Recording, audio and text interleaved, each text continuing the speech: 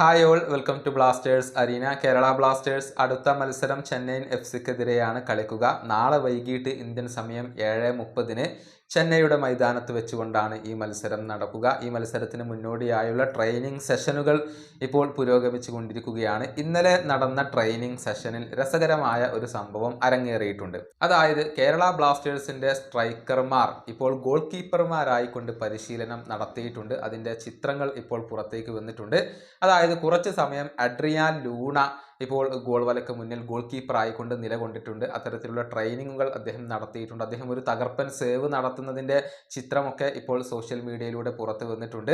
എന്നാൽ ലൂണ മാത്രമല്ല, Nova സദോയും goal keeper എന്ന നിലയിൽ പരിശീലനം നടത്തിയിട്ടുണ്ട്. ഇത് എന്തിൻ്റെ ഭാഗമാണ് എന്നുള്ളത് വ്യക്തമായിട്ടില്ല. ഇതുമായി ബന്ധപ്പെട്ടുകൊണ്ടുള്ള ഒരുപാട് രസകരമായ കമൻറ്റുകൾ നമുക്ക് എക്സ് ഉൾപ്പെടെയുള്ള സോഷ്യൽ മീഡിയയിൽ കാണാൻ കഴിയും.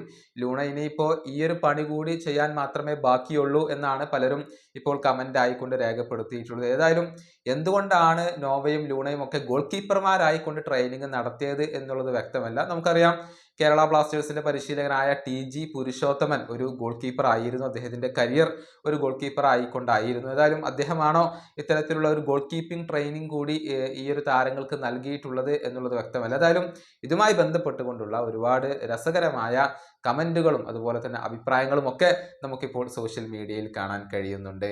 ഈ വീഡിയോയുടെ അവസാനിപ്പിക്കുന്നു. അടുത്ത വീഡിയോയുമായി വീണ്ടും കാണാം.